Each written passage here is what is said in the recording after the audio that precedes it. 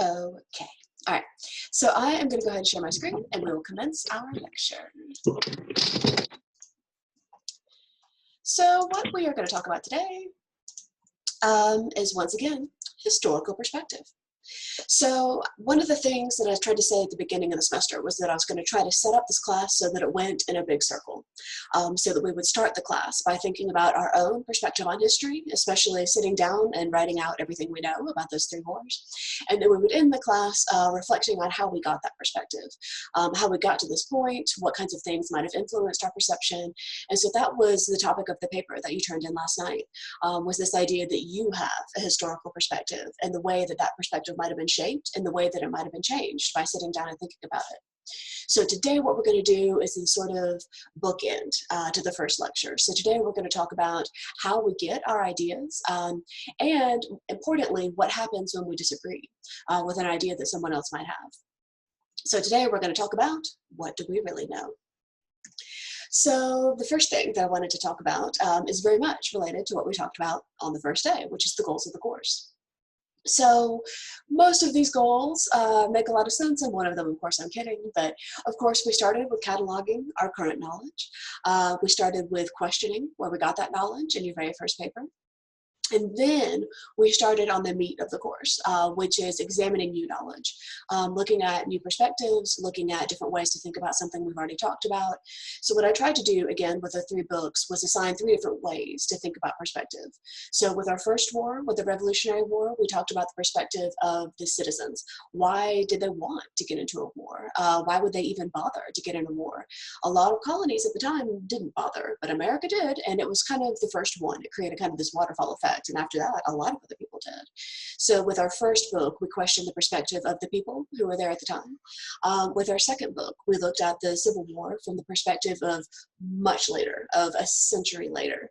So we were looking at the perspective of people looking back at that war in terms of who fought in it and how we felt about it, and how we should or shouldn't honor those people. And then with our third war, we looked at the perspective of the people who were fighting it. So we looked at the war in the middle of the war. So we started with the beginning of the war, we, in the middle, kind of looked at the end of the war, and then the last book came to the middle of the war. So sorry about the chronological confusion. But in that one, we looked at the perspective of people who were like boots on the ground, who were fighting it. So the goal in terms of examining new sources of knowledge was to look at these different points in history and how different people at those points thought about it, but also to literally talk to someone new. So the goal of your final paper was for you to get an idea of perspective by searching it out personally, by sort of unearthing it yourself. So part of examining new sources of knowledge is going to the source, is going to a veteran and talking to them about war. So essentially your last paper was designed to kind of mirror All Quiet on the Western Front in the sense that you talked to somebody else who was there. So we examined our new sources of knowledge. We also marveled at some pretty terrible movies. Wings, I think maybe not that bad, but the other two, real bad, but very watchable. And what we're going to do today is essentially compare and contrast our old knowledge and our new knowledge. So those were the goals of the course, and here we are at the end. So the first thing that I want to talk about is this concept of narrative, especially in regard to history. So one of the things that we talked about, again, at the very beginning of the course was what a historical perspective even is. Because the title of the course, which I didn't make up, but here we are, is kind of vague. It's full of like sort of academic jargon, like what does it even mean? So when we talk about historical perspectives, this is what we're talking about. This definition is taking historical perspective means understanding the social, cultural, intellectual, and emotional settings that shaped people's lives and their actions in the past. So one of the things that we tried to do was, again, to look at the big picture of historical perspective, not what day was the war fought, but like why and how did they feel about it. So the goal of historical perspective is to sort of open up your mind to multiple ideas about the same thing. And so one of the things that we're going to talk about tomorrow in your small group discussions is this question here at the bottom, this idea of why is it harder sometimes to think about historical perspectives than it is to think about historical facts? Why is it more difficult, perhaps, to look at a picture like this and think about what's going on with a guy standing in the background than it is to think about what day the war was, you know, specific battles were fought. So this is, again, part of the question of the course. Like, why is it so difficult for us to think about historical perspectives at all? And part of that has to do with what's available to us. It has to do with the historical narratives that we have on hand. So again, these are the kind of questions that we're going to address tomorrow, but it's this idea of like, can you even have an accurate portrayal of a historical event? One of the things we're going to talk about today is cognitive bias. And so even multiple people who witness exactly the same thing might tell you different stories. So one question is it even possible to get an accurate, version of something that happened? And the other question is it possible to listen to two separate viewpoints? Is it possible that like conflicting viewpoints are also accurate? Is it possible that two people experience the same thing differently? So basically we're trying to figure out, can we even get an accurate idea of history, but also is it possible to, once you've collected all the viewpoints, have an authoritative version? And so one of the most famous examples, of course, Pocahontas. And I imagine when you were little, you might have seen the Disney movie, or you probably read a lot of stories about her. And she's a really fascinating example of a historical narrative of us, especially telling children. Pocahontas was the translator, and she was really nice, and she really helped, and she totally married that guy. And then when you back up, of course, and look at, a different historical perspective or a different historical narrative, she was young, like much too young that we would argue now to have consented to anything at all. And she was sort of, dragged away from her homeland to a new place and given new outfits and given a new identity and sort of paraded around like a little show pony. So like the accurate, authoritative version of events has a lot to do with what you want to think and who you're able to ask. And that's going to be another one of our themes. Because history is written by the winners. So again, this is one of the things that we hear a lot, but that we talked about in this course, this idea that the people who are in power very much control the narrative, because sometimes they literally control the narrative. Sometimes those are the people who are literally writing the textbooks.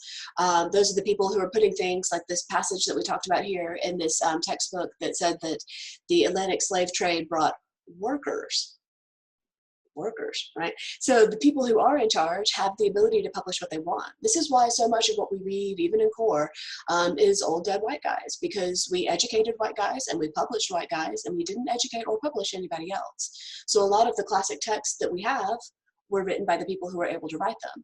So this is kind of what I'm talking about here, this idea that sometimes the narrative that we see has a lot to do with who was able to make it, who was able to get funding to make a movie, who was able to, draw enough of a big crowd to star in a movie, who was able to write the books, who was able to publish the books. So very often when we talk about history being written by the winners, we mean that in a quite literal sense, that the people who have the most power are the people who are publishing.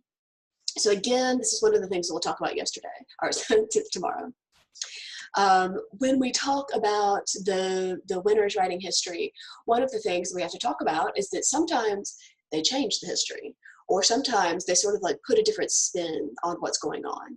So when we talk about changing the narrative, very often we're talking about not exactly changing history, but changing what we write down and changing what we talk about. Because we can't change history and we cannot erase history. This is something we've been hearing a lot about lately, especially in regard to like Confederate statues, this idea that maybe we want to erase history. And nobody wants to erase history, but what we want is to examine how we think about it. So one example that's become, again, quite relevant in our modern political world is whether or not we like Russia. So every once in a while, like every 25 or 30 years, we change our mind about Russia. So sometimes they're the enemy and sometimes they're our friends. And one way to track this is who plays the bad guy in action movies. You can tell who America's mad at by who the bad guy is and what kind of accent he has and what he looks like. So for a long time, the bad guy was always Russian. Like in the 80s, if you look at any of the 80s action movies, all the bad guys, super Russian. But these days, we're sort of changing our minds because Putin is a very, very powerful man. And this is again, a modern question, seems to have a lot of power in the American political structure.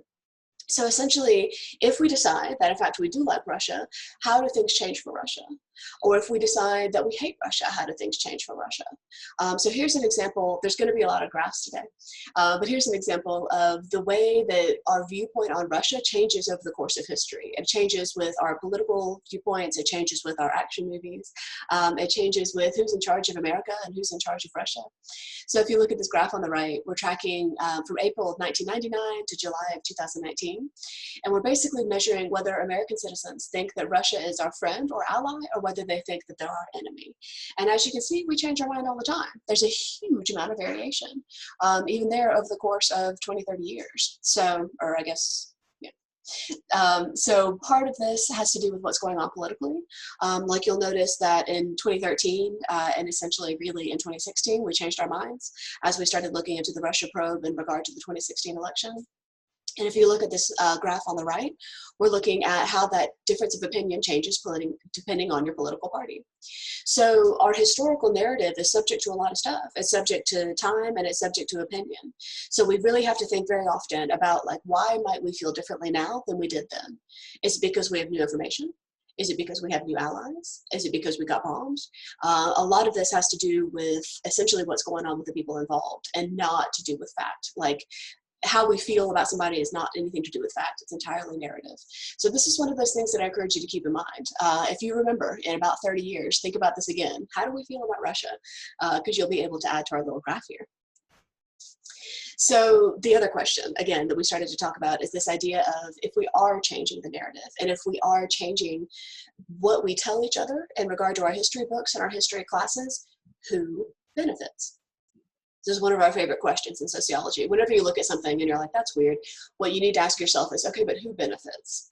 And so in this regard, for instance, if we're thinking about changing history in regard to COVID, because COVID-19 is, again, one of our major historical issues that's going on this summer itself. So if we think to ourselves, okay, but what if we look back on this and say that COVID was fake? Or what about all of these COVID deniers who are out there trying to reopen the country because they don't believe that it's real?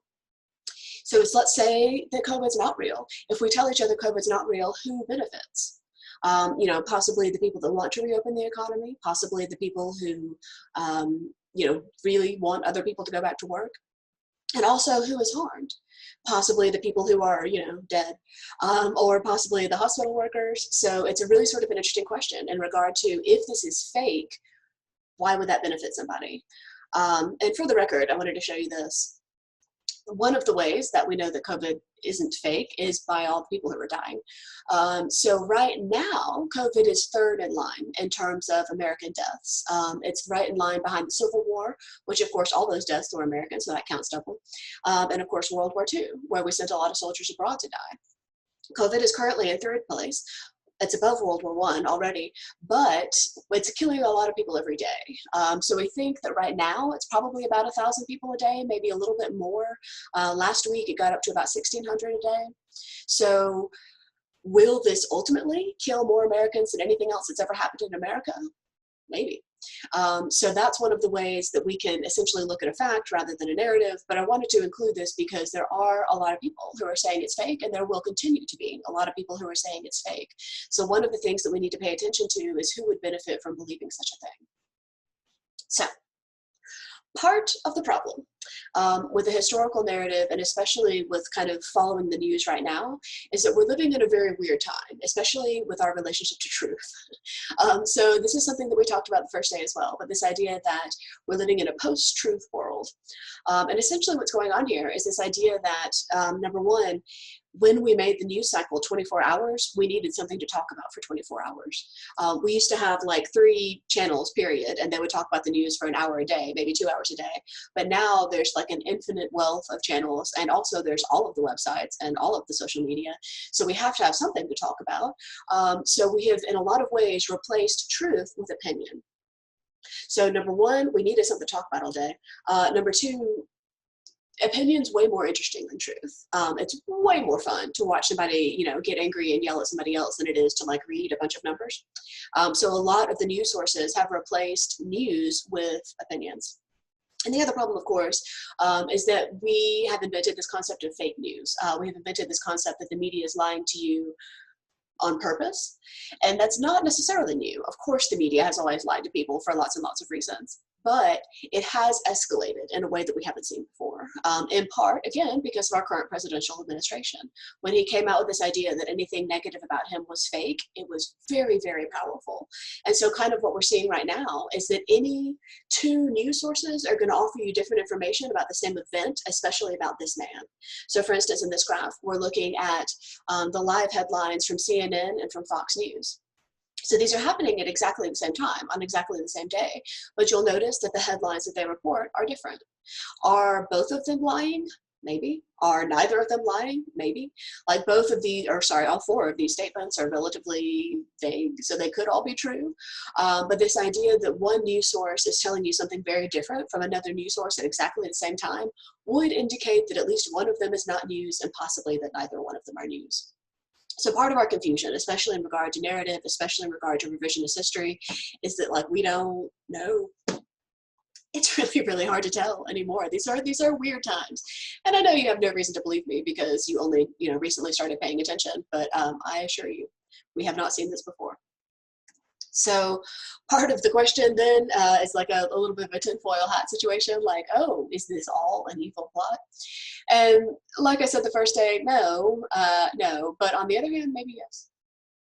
So sometimes it is an evil plot. Sometimes it's fake news brought to you by people who are going to monetarily benefit, like if we're talking about hydroxychloroquine again, one of the things that you need to look at is who would benefit if that did work. Or if we're talking about any sort of miracle vaccine that's going to be produced faster than vaccines usually take, we need to talk about who benefits. So one of the things we have to pay attention to is that the media is 100% biased, but also are they evil? Like, maybe. No, I don't know. So one of the questions, again, that we'll talk about tomorrow is what is the obligation of the media? Are they supposed to tell us the truth? Or are they supposed to entertain us and sell ads, So this is one of the things that we have to kind of consider is like, are we obligated to tell each other the truth, or are we obligated to entertain each other because we can't leave the house? So keep all of that in mind. I know that's a lot. So the next thing that I wanted to talk about is that even if we have a whole series of narratives, even if we have been listening to a whole different, range of viewpoints, often they conflict. And this is the problem. If we had a whole bunch of narratives, but they all said the same thing, it'd be like, wow, like cut and dry, we know what happened. But usually they don't. So one issue with this is the nature of truth, which is a much bigger question than we're really prepared to deal with today. Like that's a whole philosophy class. But essentially the idea with this question is whether there are multiple truths. Could the same thing, even though it's different, be true for multiple people? And so one of the ways, again, that we talked about that in this class was this concept of whether the Confederate flag stands for heritage or hate, whether Confederate monuments should stand, whether this is an important part of our history, or whether we put them up, 5 minutes ago in an attempt to be racist. So the nature of truth is a very important question. And again, we'll talk about it harder tomorrow, but I want you to think about these questions in regard to like, if more than one version of a story exists, who do you believe? And if more than one version of a story exists, can they both be true? So this is one of the things that I want you to think about, because one of the things that I want to talk about tomorrow is whether you've seen this. Whether, for instance, even on a very small scale, you've had like maybe two of your friends tell you a story about the same thing, but their stories were different. It's important to think about why that might be. Like, whose version do we find more credible? And a lot of that has to do with what happens when we disagree. So this part can get really, really ugly in regard to like what we do when we encounter a bias, because the problem is our first instinct always is just to be like, yeah, well, you're wrong. You're wrong, and you need to sit there with your wrongness and just sit over there and be right, And that's very human. That's a very normal thing, to just assume that someone who disagrees with you is wrong, and also they're stupid, and also they should shut up. But the problem is that we are all working with bias. So the one thing that I want to talk about today is what happens when we disagree with people. So there's a couple of reasons that you might disagree with people, and one of them has to do with cognitive bias. So again, in the nature of core, we're going to go through several different disciplines today. One of them is psychology. So cognitive bias, essentially, this is a little bit of a complex definition, but it's when you have an error in your thinking.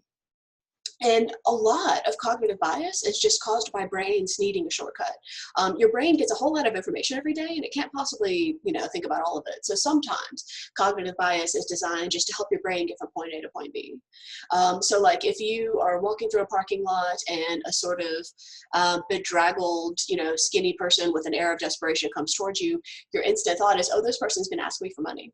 That's cognitive bias. You've seen this before. You've put together all of the signs in terms of like you've remembered what that kind of thing might look like, and you've assumed that that's what will happen. Will it? I don't know. But your brain in that space of half a second has already decided. So cognitive bias is based on a lot of stuff, but it's definitely based on your brain trying to take shortcuts. It's based on the fallibility of memory. Eyewitness accounts are incredibly unreliable. That's why we don't often use them really in court cases, because what you saw 2 weeks ago might already be gone from your brain. And it could also be heavily impacted by what we suggest that you saw, you know? So a lot of this is unavoidable. Your brain can really only do so much. How you remember something, how much of something you remember, how many things you can look at once. Like if you think about the last time you made a mistake, perhaps at work, it was probably related to trying to do 2 different things at once.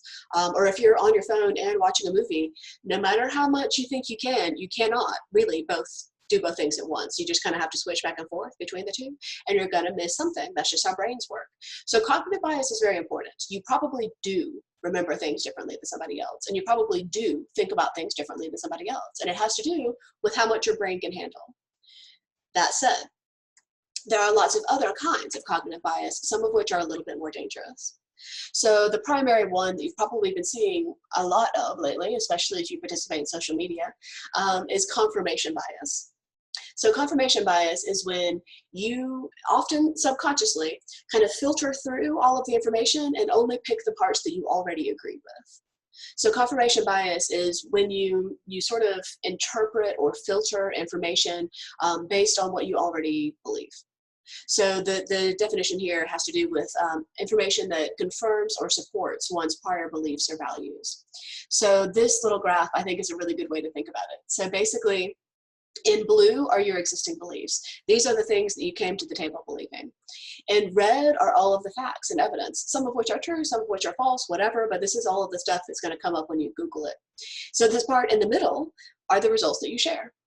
Because for you, all of the parts that were not available must be hidden by conspiracy theorists. They probably just don't want you to know. And all the parts that did come up that you disagree with are wrong. That's fake news. And all of the parts that came up that you do agree with, those are the parts you put on Facebook. And the thing, again, that I want to be clear about is that everybody does this. You are not wrong. If you do this, your brain is not slower or dumber. If you do this, literally all of our brains do this. We want to be right. So when you're reading through the news and you see something and you're like, oh, I know, that's when you have to stop and think to yourself like, oh wait, is this bias? Like, did I just filter all this information and only believe the one that I want to see? So the example that I have for you is silly, but I personally believe that corgis are cute. I believe it's an unassailable fact. No one could argue. So when I Googled, are corgis cute? Here are some headlines that came up and they confirmed my bias. So as it turns out, I was 100% correct.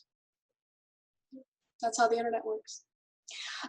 When I Googled, are corgis ugly? Other results came up. I didn't post them. No, they're wrong. Corgis are cute. So this is, again, a silly example. This kind of thing can get quite dangerous. Like if you were to Google, you know, like, are Muslims going to kill me? You would get some results that say yes, and you would get some results that say no. So this is a very mild example of, you know, reasons why corgis have the cutest. But I wanted to be clear that every time you search something, you have to be aware that in a sense, you're going to only filter the information that you want. And also sometimes the algorithms will give you the information that you want. Google knows what you want to know. So another result in terms of cognitive bias is the Dunning-Kruger effect. And this one is probably something you've also seen if you've been on social media lately. So the Dunning-Kruger effect is basically when a person who has a really limited amount of knowledge or experience believes themselves to have an expansive amount of knowledge or experience. So you've probably seen a lot of people posting on social media who essentially got medical degrees from like Grey's Anatomy.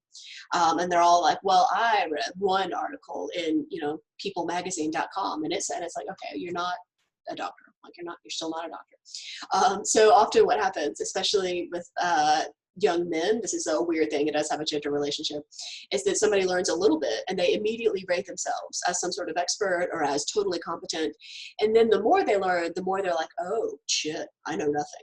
And this probably sounds familiar to you too, right? Like they say that one of the like surest signs of intelligence is that you know how much you don't know. And probably for a lot of you, the further you get into your major, for instance, the more you realize how much you do not know. And if you end up going to grad school, the more you will realize you know nothing. And on the one hand, it's depressing because you're like, oh shit, I thought I was a genius. But on the other hand, it's amazing because then you're like, oh, look at all these new things I can learn. Like it opens up this whole wealth of new stuff to learn. And if you do go to grad school, you get to participate. That's how you get a PhD, is you push knowledge forward. So the Dunning-Kruger effect is very dangerous. And again, you've probably seen this lately. You've probably seen somebody who read like one thing and then wanted to pose as an expert. And that's because it's very common. So the other aspect of cognitive bias that I wanted to talk about is this concept of othering. So othering is when we draw a distinct line between ourselves and another group of people. And it can be a group in any sense. Very often it's racial or ethnic. Sometimes it's religious. Sometimes it's geographical. And sometimes othering is not bad. Like we do this, for instance, in football. If you are going to play, or more accurately, probably, if you're going to watch football, you're probably attached to one of the teams and you view the other team as bad, like they're not us. And this is really interesting because from an outside perspective, all of the people involved are football fans. Aren't they just people who enjoy football? But from an inside perspective, one team is vastly different from another team. So often othering has to do with belonging. It has to do with saying we are like this and those people are like this. So sometimes, again, it's just kind of chill. Often, though, it can get very, very harmful.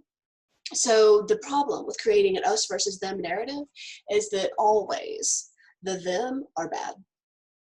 So you never create an othering narrative where you're like, oh, we're different from them, they're better than us. Like, you don't ever really see that. What happens is you say, oh, we're different from them, we're better than them. So this is a small example, but this happened last week. The person who's in charge of Mississippi elections, the election commissioner, posted on social media the following 2 sentences. I'm concerned about voter registration in Mississippi. The Blacks are having lots of events for voter registration. People in Mississippi have to get involved too. Oh. So you see, she sort of didn't say it outright, and she perhaps didn't even know what she was saying, but what she was saying is that Black people are not people. What she was saying is that the Blacks are having events and people need to get involved. And this is a really interesting, example of othering. She's basically saying those people are not us and we need to do something. And this is interesting because she's the election commissioner. You would think that all of the people who want to be involved in elections are the people that she cares about, but she very clearly drew a distinct line between the Blacks and people. And that's the kind of thing that, again, we need to be paying attention to. This idea that people are trying to divide the population and insist that one side is better than the other side. This is one of the things that I want you to be able to be on the lookout for. So one of the problems with seeing all of this cognitive bias is that sometimes you encounter this bias in other people. So you find that not only are you disagreeing, but that their bias is obvious to you. And again, this is very tricky because you are also biased. No offense, but that's how brains work, right? So you definitely already have a racial bias, and you definitely already have a class bias, and you definitely already have a gender bias. And the thing that makes you a responsible adult is looking at your own bias. And thinking about where you got those ideas. So for instance, one of the things we've talked about over the course of this class is like, okay, but where did you get your ideas about American history? Like, why do you believe that American soldiers are the best soldiers? Or why do you believe that American democracy is the best democracy? And you believe it because of your bias, because of what you were taught, because of what you've seen, because of what you've read. And that, kind of flows into other stuff. You are definitely already biased. So am I. Like, I'm not like trying to talk shit here. I'm just saying that's how humans work. So one of the things that I want you to keep in mind is, number one, your bias. But number two, how to recognize that other people are kind of trying to trick you into having a bias. So one of the things that we're going to talk about is logical fallacy. So logical fallacies are essentially tricks that are common in rhetoric, basically like linguistic tricks, but sometimes, spoken and sometimes written, that reframe arguments so that it looks like the person who's talking is very clever and you're wrong. So on the one hand, logical fallacies can be quite useful if you decide to go into public policy or to go into public relations or media relations. You might want to keep some of these in your pocket. They're dirty, but they work, right? So I wanted to show you a couple of examples so that we could talk about these again tomorrow too, to see what kinds of things you've heard, because you've definitely heard this stuff, again, especially if you've been participating in social media at all. So the example that I created for you is in regard to the argument that we're having right now about whether or not we should reopen schools. And the truth is that there is no good answer for this, which is what makes it really frustrating. Because on the one hand, of course, we want to reopen the schools. On the other hand, of course, it's incredibly dangerous. So when you hear people arguing about this, these are some things that I want you to look for. So the first one is the ad hominem attack. And an ad hominem attack is when you attack the person making the argument. So you ignore the argument entirely. That has nothing to do with anything. It doesn't matter what the argument is. Instead, you go after the person. So you might say that the people who want to reopen the schools are working parents and they love their jobs more than they love their children. A great attack, right? Because you're insinuating that the person who wants to reopen the schools is bad. And they're bad because they don't love their children. And this works all the time. You may have seen this, again, at the last political elections. This is a very, very popular thing. I don't know if you guys watch TV, but there's been some really great ads for John Ossoff, or they're against John Ossoff, but they're arguing that he is like a member of Hollywood. So they don't say anything about his policies. They just argue that he wants to be famous. They're amazing. I love them. The next one is the straw man argument. So the straw man argument is basically when you totally misrepresent the person's argument so that it sounds insane. So it has a little grain of truth because you're acknowledging that the argument exists, but you totally make it into a straw man that you can poke, right? Like an effigy that you would set on fire. So the straw man argument would be, so you're saying you want the children to fall behind and that education isn't important if you want to close the schools, right? And again, you've probably heard this one, that people want their children to suffer. The false dichotomy is exactly what it sounds like. Basically, you invent a worst case scenario for sort of both sides. So the false dichotomy would be, so either we keep the kids at home and they go insane, or we send them back and they all die. And it's like, no, there are options in the middle.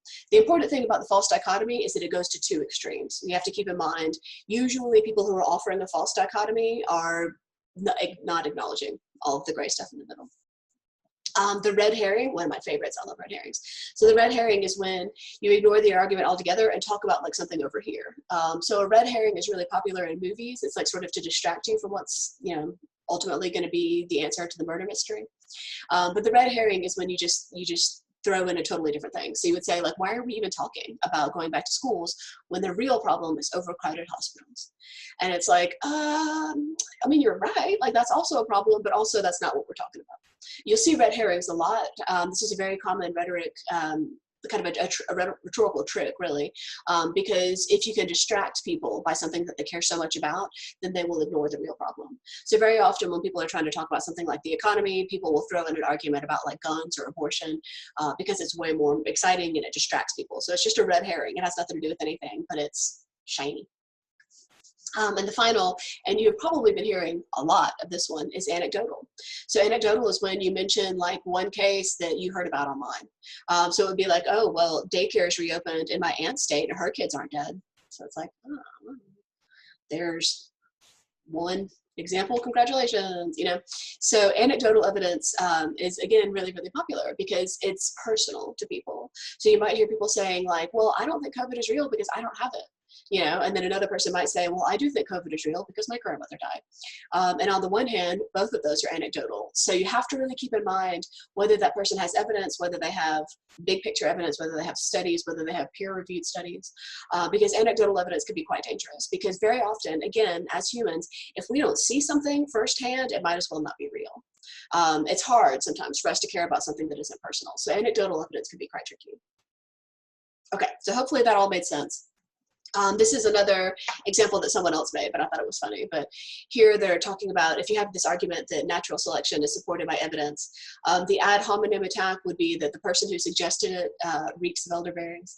The false dichotomy would be that since it can't explain one tiny detail, the whole thing must be done by elves. The red herring would be that something totally unrelated has happened. Since they published these ideas, millions of people have died. The straw man or straw person, this one's gender neutral, suggests that people who believe in this believe in something that is like obtuse and like far away.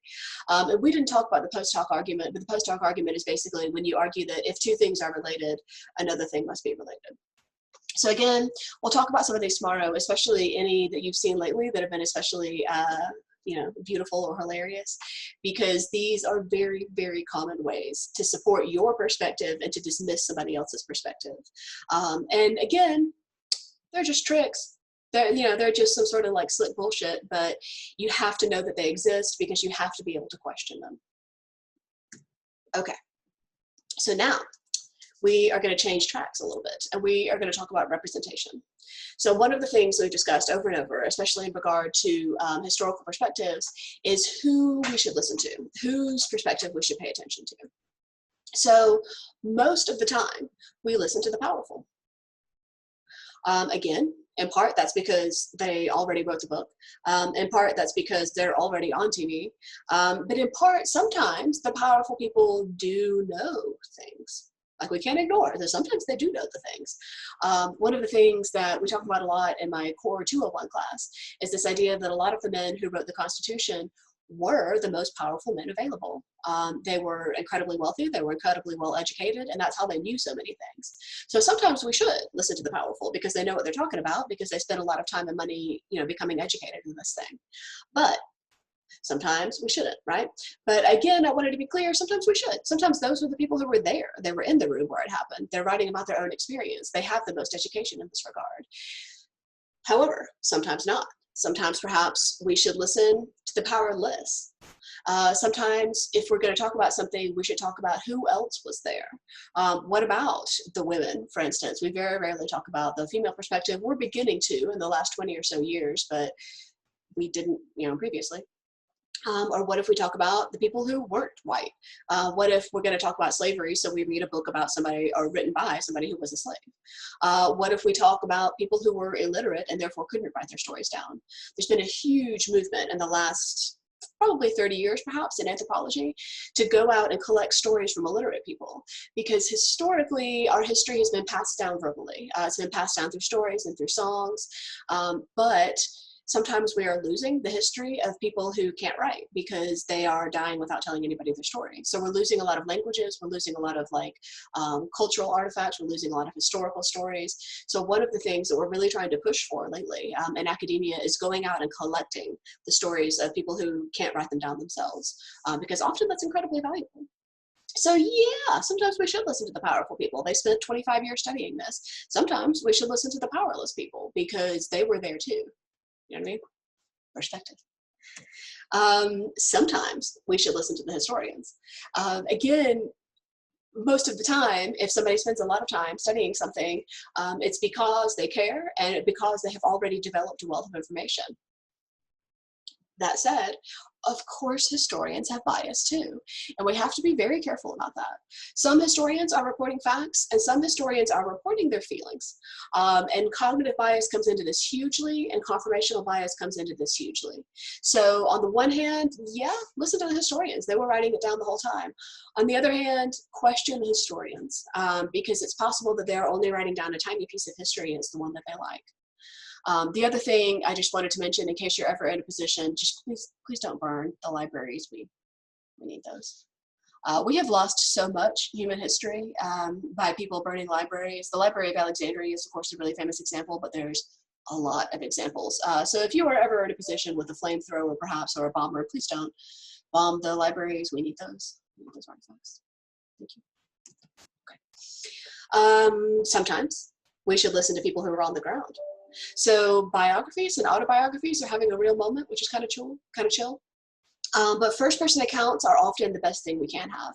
That's why people are so interested in like old letters and old journals and that sort of thing, because it tells us a lot about what was going on and what people really cared about. For a lot of you, I think you found All Quiet on the Western Front especially powerful because he was there, because it was a really honest account of what happened to him. So sometimes we do need to pay special attention to these, and also we need to include these in the curriculum. So again, for those of you who go into teaching, or for those of you who go forward in like serve on the PTA or something like that, keep this in mind, because first-person accounts are very often the best way to understand something. It makes it really personal, and it makes it feel like you're like on the ground. So a great example, of course, is John Lewis, who died last week, and he was one of our, most famous civil rights heroes. He's one of our best, like, Georgians, and he wrote an excellent autobiography. You should read it if you have some time. So now that we have all of these narrative perspectives, and now that we have access to so many things, especially these days, we have access to way more narratives than we ever have before, you do still have to question them. So again, this is kind of circling back. Like, yes, you should look at all the narratives, but also, yes, you should question their bias. So one of the problems, and this is, I said, again, like a central theme of this class, is what happens when we don't question our narrative? What happens when we believe only what we were taught from our textbook by the wrestling coach, and we weren't even paying attention because we were taking naps? Like, why do we so often not question what we were taught? And this is one of the things, again, that we're going to talk about tomorrow. So I want you to be thinking about this. What happens when you don't question your narrative? What happens when you don't question the people who are in charge? And one way to think about this is, like, do you know people for whom this is the case? One of the things that we're seeing a lot lately is the difference between what happened when you stopped at a high school education and what happened when you continued with a college education. So you all are beginning to question your narrative. You are beginning to question what you might have learned in middle school and in high school, but a lot of the people that you went to school with might not. That might be everything they learned about American history and they're done forever. So we don't look over the wall, because inside the wall is very nice and we like it here. So it can be quite dangerous to question the narrative, and it can be depressing. But this is one of the things that I want to talk about tomorrow is what happens when you don't question your narrative. And again, I want to totally acknowledge it sucks to question the narrative. Sometimes we question the narrative and what we find out is not cool. Sometimes we question the narrative and it turns out that Americans have been doing, genetic testing that they weren't telling us about, or it turns out that our ancestors were slaveholders, or it turns out that racial injustice is like, now. So one of the things that's quite tricky about questioning our narrative is that it can be really uncomfortable. And also sometimes you question the narrative, man, and it turns out you were wrong. And that sucks. And it feels bad to be wrong. So one of the things, again, that I want you to think about for tomorrow is a time that you were wrong. A time that your narrative was questioned and it turned out that you were wrong. And I want you to think about how you felt about that. Like, how did you feel as a person? How did you feel as like a member of society? It's deeply uncomfortable to be wrong, and it's really uncomfortable to have been wrong for a long time, or to have been like publicly wrong. So I want you to keep thinking about this, because one of the surest signs of emotional maturity and of real bravery is someone who admits that they were wrong. So if you see somebody stand up and be like, hey, I was wrong, reward them and believe them and try to emulate them, because it's very, very hard to stand up and be like, I said the thing and the thing was wrong and I was wrong and I'm sorry. It sucks, and it's scary. So if you see someone doing that, be mindful of the bravery that they're putting out there, and be mindful of how hard that must have been for them to say that. Because very often people who are wrong double down on their lie because it's so embarrassing, and there's this sort of like lost cause fallacy where it's like, I spent all this time believing this, it would suck to turn around now. So questioning your narrative can be super uncomfortable and it can be super embarrassing, but you got to. You got to. When you learn new information, you have to adjust to that new information. So this is another one of the things that I want you to think about, this idea that sometimes when we question our narrative, it sucks. So the trick is that you can do better. You can always do better. You can always choose to do better. And so one of the ways that we do this is by this slide that should look familiar because it's from the first lecture. And again, reading and examining multiple versions, like what about all those other narratives? Being mindful especially of the narratives of the losers, like what's happening to the people who lost the war, what are they saying happened? To think critically about your own beliefs, that's the hardest one. The hardest. Thinking critically about yourself is real hard. And then, of course, to practice healthy skepticism in regard to the media. One of the things that a lot of you have told me is that you, especially if you see something interesting, read it from several different sources, or at least like Google it and try to look at several different sources, and that's really admirable.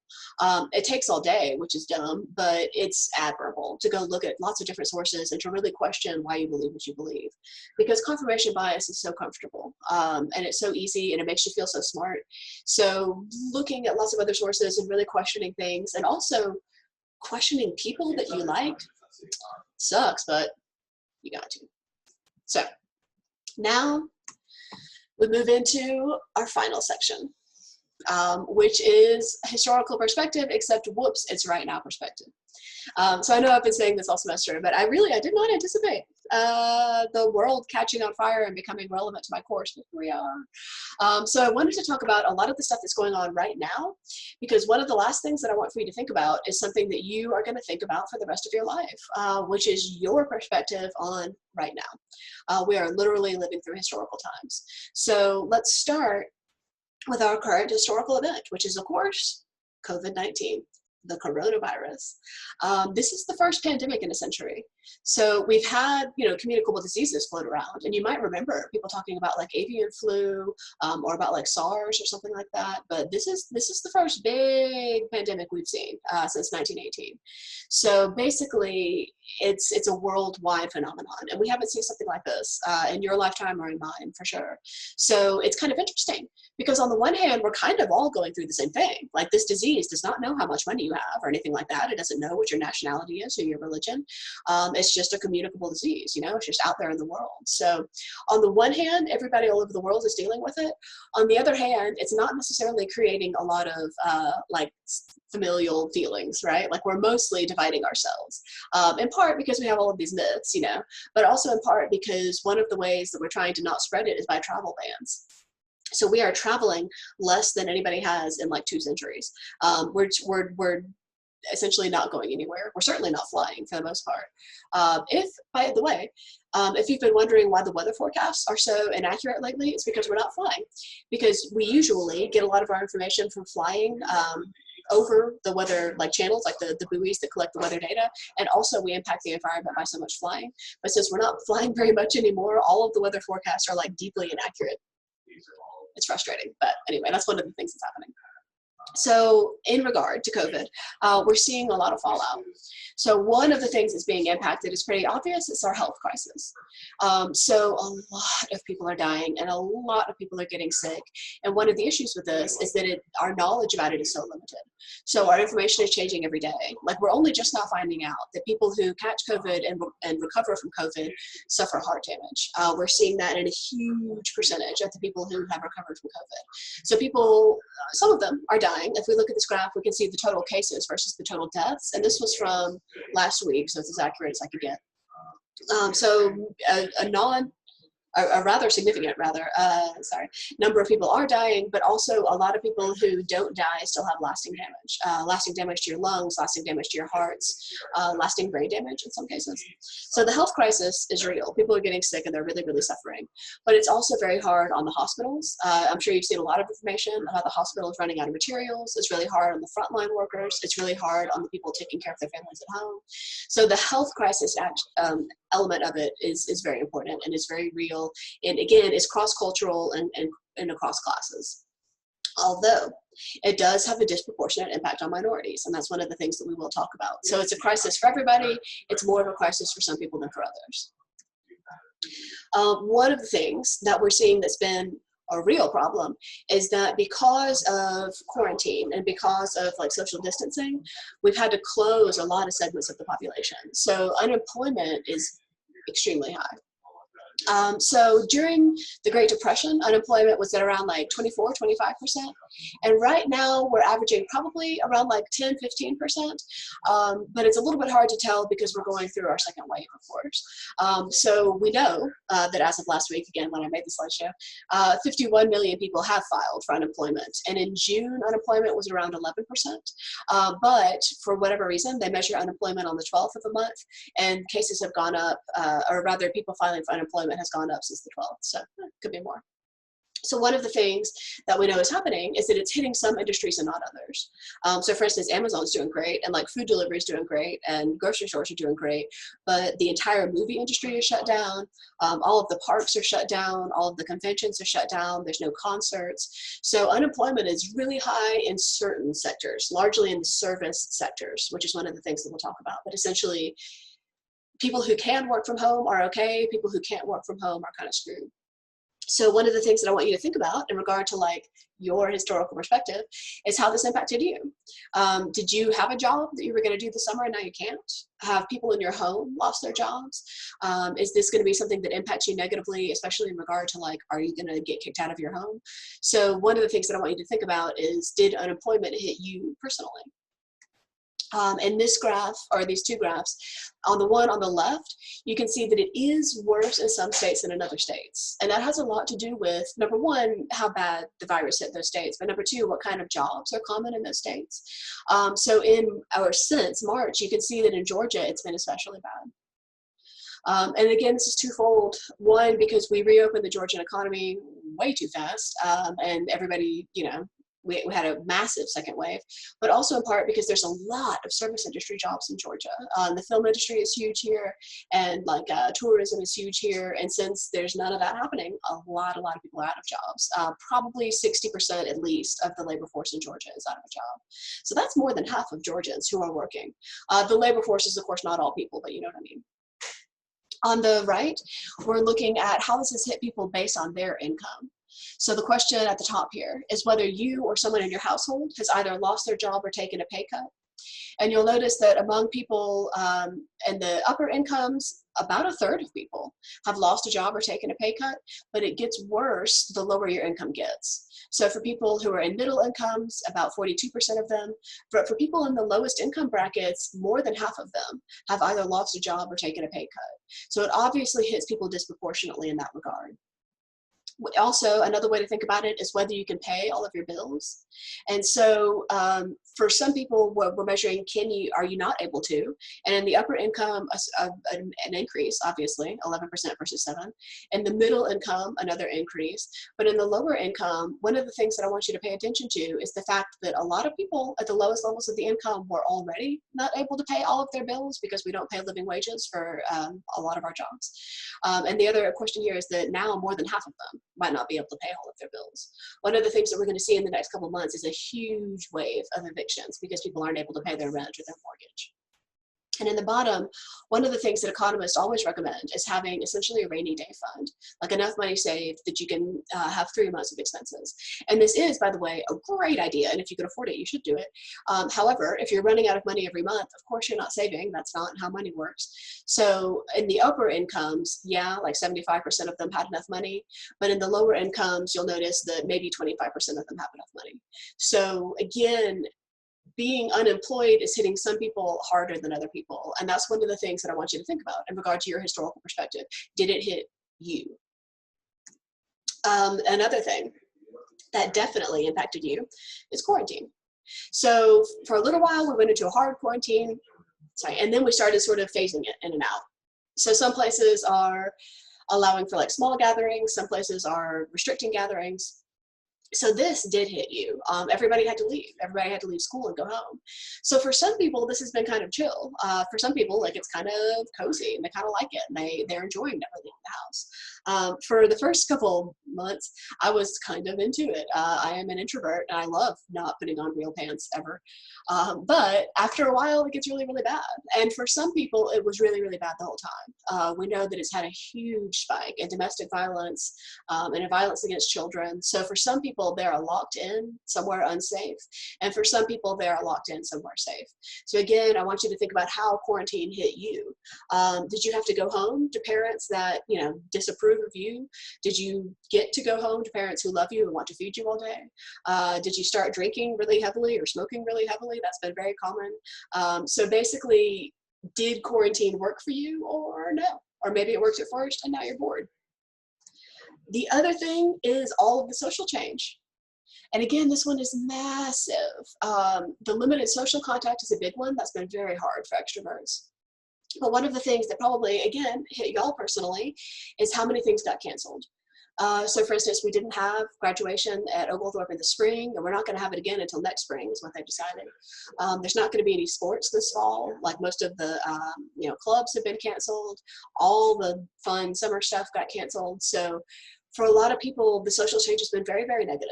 Things that they like have been canceled, in addition to, of course, all of the other, like jobs and things have been canceled. And of course, the masks. Who knew that masks would become a political issue? That was a real weird choice. And one thing that I want to be clear about is that most Americans agree on most things. Like, this is one of the things we've talked about over the course of the semester. So for instance, the vast majority of Americans think that we should wear masks. But the people who think that we shouldn't wear masks are very loud, and they make for good television. So we spend a lot of time focusing on the people who are talking about, like, the masks restrict my freedom, because they're hilarious. But if you look at this graph, for instance, this is from July. From last week before, and basically you'll notice that the vast majority of Americans think that we should wear masks even if they don't like them. And nobody likes masks in 100-degree weather, but better than dying. So what we have figured out is that we got to stay a little bit further apart. So again, one of the things that might be most crucial to your historical perspective of this is what you missed out on, and how you felt going out in public. For people who are already immunocompromised, it's been real scary. And for people who are deeply selfish, it's been really annoying. So one of the things to think about is, like, are you one of those people who stayed in your house? Are you one of those people who went to the beach in Florida? Are you one of those people who had to go back to work where you wear a mask and the customers don't? Like, this is a really tricky thing, this amount of social change. In regard to that, what about the protests? So having protests during a pandemic, scary, not ideal, but part of everybody being at home and watching the news all the time is that we had time to really look at social problems. So when we had our latest issue of police brutality, everybody was watching. And also, of course, camera phones have changed the way that we think about police brutality, because police brutality is not new. This is something that's been happening for generations, and it's something that we've known about and not fixed for generations. But these days, with the camera phones and with the internet and with social media, we are able to record it and spread it very quickly. So one of the things that we saw was that police brutality became something that we decided to recognize. So we saw these massive protests, and Atlanta was certainly part of it. This top picture is from the protests that were outside of CNN. But also worldwide. This bottom picture is from Paris. Like, this isn't even their problem, and they're still protesting. So we've seen a lot of worldwide support. We've seen a lot of worldwide condemnation, because everybody's like, America, what's wrong with your police? And we're like, I know. But one of the things that I want you to think about in regard to the protests is whether or not that was personal to you. Were you there? Were you watching? Did you approve? Did you disapprove? Did you take a gun out there? Like, it's getting really weird, the protests, and they are ongoing, and the government reaction to them is ongoing, and is also real weird. So one of the things that I want to talk about tomorrow is your relationship to this aspect of it. The other thing that I wanted to be real clear about, as college students, I assume that you know this, but just in case, I want to talk about the difference between correlation and causation, and the difference between rates and percentages.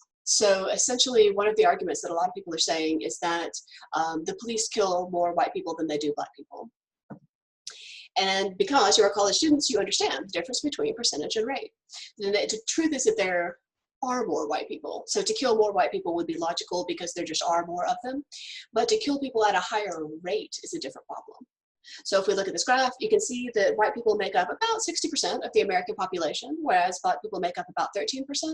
But white people account for 36% of police shootings, and African American people account for 23%. So as you can see, if this were evenly distributed amongst all races, the graph would not look like this. The fact that African American people are such a small part of the population, but a large part of police killings, is the evidence that we need to know that this is not randomly distributed. It is in fact a social problem. So just in case there was some confusion, there's a difference between percentages and rates, and that's what it is. So that leads us to the other thing that is really interesting in regard to historical perspective, which is our current racial divide. So we talked like a little bit about sort of racial divide, especially in regard to the Confederate War and what happened with slavery and what happened with our sort of ongoing treatment of Black Americans. But this is a long simmering issue. This is not real, or not real, not recent. This is very real, and it's been going on for 200 years. So one of the things that I wanted to point out, especially in regard to our current events, is that COVID is hitting the Black and Latino population way harder than it is the white population, which has a lot to do with health. It has a lot to do with health care, and it has a lot to do with, of course, access to health care and money. So if we look at this bottom graph, this is the extent to which the Black population is their share of the population and their share of the deaths. So as you can see, in a lot of states, and Georgia included, although not on this map, the percentage of people who are dying is much different than it should be if it were randomly distributed. And again, unemployment, as you can see, since January, there was that dramatic spike in March, which is when everybody lost their jobs. But again, it was higher among the Latinx people and the Black people than it was among the white people. And this is in large part because of the kinds of jobs that people have. So if you are in the service industry, you've probably noticed that there's like a racial difference in regard to like who you work with. And if you aren't, that's one of the things that I encourage you to look at. So the kinds of jobs that we can do on Zoom are very different than the kinds of jobs that we can't. And the kinds of people who have the jobs we can do on Zoom are very different than the kinds of people who can't. And that's no accident. So again, I want you to think about whether this disparity in regard to outcomes is personal to you or not. The final thing that is unusual about this point in history is our current president. So generally, I try not to get political in my classes because I think you should pass my class regardless of your political beliefs. I don't think that's my job, to like spread my beliefs. So I'm just going to stay totally factual here. He's a historically unpopular president. And of course, we have a lot of graphs that will show that, and I'll show them to you. But it's been different in America in regard to the amount of division. So one of the things that this president did in his initial campaign and that he's doing in his second campaign is the intentional creation of division. Because on the one hand, humans kind of love division, like we love othering. We love us versus them. We love the other person being wrong. And on the other hand, it really like riles people up. So his purposeful division among citizens has been deeply damaging, and that's something that we're going to see the impacts of for generations. And of course, he was impeached. But whether or not this was an issue for you or for your family is, again, something that you'll have a historical perspective on. It's created a lot of division in families. It's ruined a lot of Thanksgivings. It's created a lot of real division in terms of like deportation as well, of course. But his historically unpopular presidency has been hugely impacted by COVID. And to be fair, let me show you this next graph. On the right, this is how Trump's popularity compares to other presidents. So to be fair, a pandemic would have hit any president hard the end. No matter who's in charge, we're going to be real mad at them regarding how they handled this. But of course, this president has handled it very poorly. He denied that it was a problem for a long time. He wouldn't take a hard stance on masks. He wouldn't take a hard stance on social distancing. And so that's going to have a real impact on how we view his presidency looking back. So again, think about this again in 30 years and 50 years. The way that he handled this pandemic is going to have a lot to do with our historical perspective on him. So in this graph on the right, what we're looking at is Trump's popularity as measured against other presidents, in terms of how many days into their presidency they were. And as you can see, again, he's historically unpopular. But I did want you to notice the extreme up and down of the popularity of other presidents. We're super fickle about this, and it has a lot to do with what else happens in the world and what kind of policies they put in place and whether we go to war and that sort of thing. So sometimes it has to do with stuff that's way out of that president's control. And then, of course, sometimes not. So the other thing I wanted to tell you is that around the world, people are still in favor of the US, but nobody is really that confident in Trump these days. So again, the thing that I want you to consider is that in the future, people will ask you what you were doing. And on the one hand, you might be this guy on the right. When they ask you what you were doing, you'll be like, oh, just sending memes to friends. That's a lot of us, right? You can't read the news all day. You'll just be too sad. You'll just turn into a sad little potato. So I don't judge you at all for sending memes back and forth. I do that too. But you do need to question the extent to which you were paying attention and the extent to which you tried to help and the extent to which it was personal to you. Because of course you may have just spent all your time looking for toilet paper, but on the other hand, you may have been actively involved, or you may have been you know, under your blankie, and what your perspective is right now will very heavily impact what you tell people about this in the future. And if you end up as a teacher, as a textbook writer, your historical perspective will be very important.